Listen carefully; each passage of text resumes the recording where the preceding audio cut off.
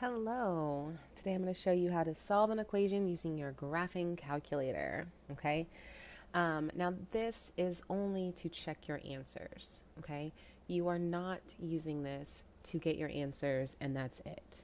Okay. If you don't show your work, you are not going to get credit. So you have to make sure you can do it algebraically.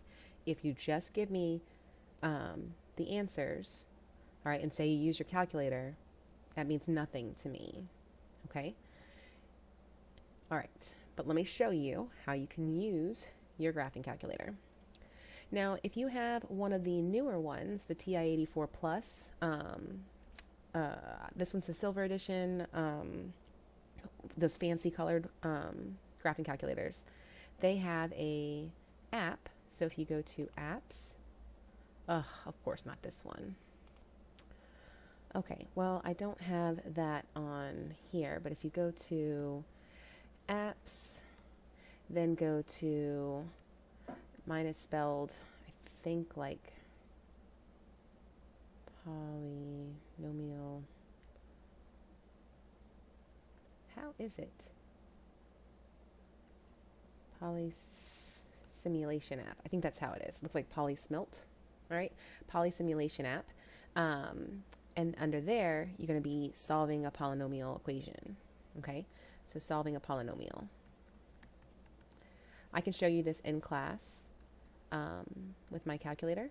I just don't have the access to show you on here. Okay, so you can solve it that way and then it can just pop out your answers. Most of us don't have that poly simulation app or can't get it downloaded onto our computer or onto our calculator, so we can use a different option. Okay, so we're going to go to, I'm going to quit clear. So I'm going to go to y equals, and I'm going to graph that. So we're going to do x is here, above the apps button, so x, and then we're going to square it, plus 2x minus 8. Okay, let it equal y, so change that 0 to a y, essentially. Okay, so we plugged that in, and now I'm going to hit zoom standard, so number 6. And that's going to get me basically a window from -10 to 10, -10 to 10. Okay, so I have a graph that looks like this. So I want to find the zeros, roots, or solutions. Okay, to do that, I can do second trace. When I do second trace, the button 2 is to find the 0. The zeros are when y is 0.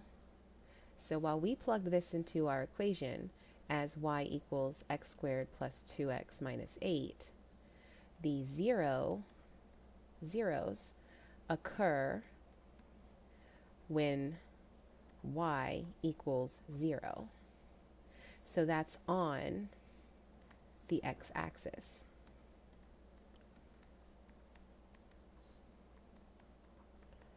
So we are looking for the points on the x-axis. So let's start with this one. Follow the commands, go left bound. We're just trying to guess. So go left of my point. That looks like it's left of it. Then I'm going to go right, and then I'm going to guess it. Okay, kind of looks like -4, so I'm just going to put in that. Oh, there we go. So our 0 is actually at -4, 0. Okay, so we have a 0 at the point -4, 0. And now let's find the other 0. So second trace, 0. Go left bound over here. Left of the point, let's go a little further out. Right of it, let's say we just guess there. There we go. Our 0 is at 2, 0. Okay, so let's think about, well, what's the answer to this one? Okay, if we solved this, well, I guess I don't have to go that far. If we solved this, all right, we would have gotten x plus 4, x minus 2 equals 0. So the answer would have been x is -4 and positive 2. Oh, would you look at that? Negative 4 and positive 2.